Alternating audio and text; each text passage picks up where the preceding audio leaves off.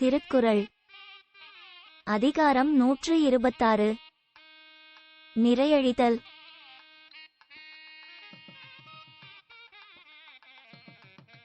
காமக்கணிச்சி உடைக்கும் நிறை என்னும் நாணுத்தாள் வீழ்த்த கதவு. நாணம் என்னும் தாழ்பாலை கோத்திருக்கும் நிறை எனப்படும் கதவை காதல் விருப்பமாகிய கோடரி பிளக்கின்றதே.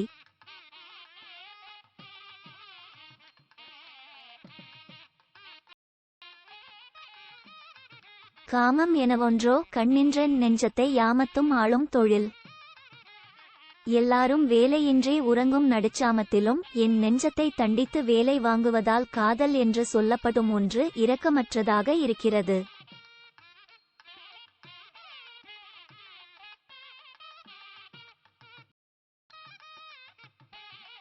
மறைப்பேன்மன் காமத்தை யானோ குறிப்பின்றி தும்மல் போல் தோன்றிவிடும்.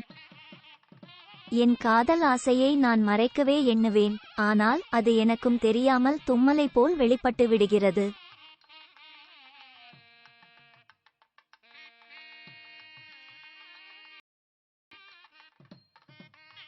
நிறையுடையேன் என்பேன்மன் யானோ என் காமம் மறையிறந்து மன்றுபடும்.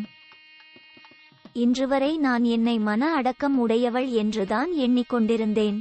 ஆனால் இன்றோ என் காதல் ஆசை மறைத்தலை கடந்து ஊரவர் அறிய வெளிப்பட்டுவிட்டது.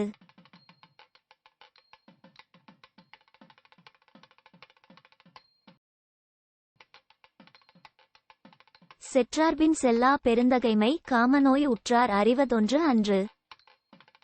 தன்னை பிரிந்து சென்றவர் பின்னே செல்லாது தானும் அவரை விட்டு பிரிந்து நிற்கும் மன அடக்கத்தை காதல் நோயை அறியாதவர் பெற முடியும், அறிந்தவரால் பெற முடியாது.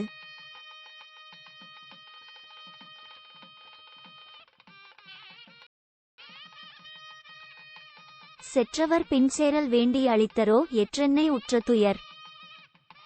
என்னை பிரிந்து சென்றவர் பின்னே நான் போய்ச் சேர வேண்டும் என்று என்னை பிடித்த இந்த காதல் நோய் தூண்டுவதால் இது மிக மிக கொடியது.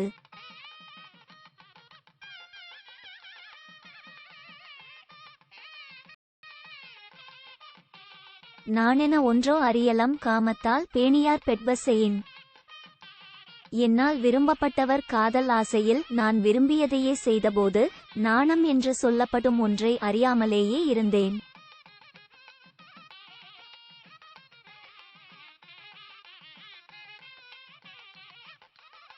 பன்மாய கள்வன் பணிமொழி அன்றோனம் பெண்மை உடைக்கும் படை.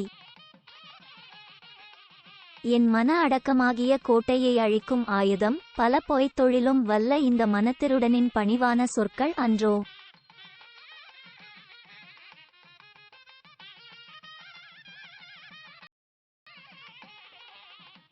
புலப்பல் எனச் சென்றேன் புல்லினேன் நெஞ்சம் கலத்தல் உருவது கண்டு. அவர் வந்தபோது ஊதல் கொள்ளலாம் என்று எண்ணி அவர் முன் நில்லாது அப்பால் போனேன். நான் போன போதும் என் நெஞ்சம் அடக்கம் இல்லாமல் அவரோடு கலக்கத் தொடங்குவதைக் கண்டு இனி அது முடியாது என்று அவரை தழுவினேன்.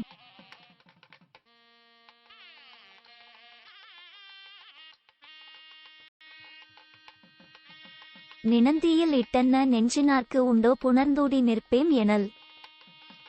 கொழுப்பை தீயிலே போட்டால் அது உருகுவது போல தம் காதலரை கண்டால் மன அடக்கம் இன்றி உருகும் நெஞ்சினையுடைய பெண்களுக்கு அவர் கூடவும் நாம் ஊடவும் பின்பு ஏதும் தெரியாத நிலையிலேயே நிற்போம் என்ற நிலை உண்டாகுமோ?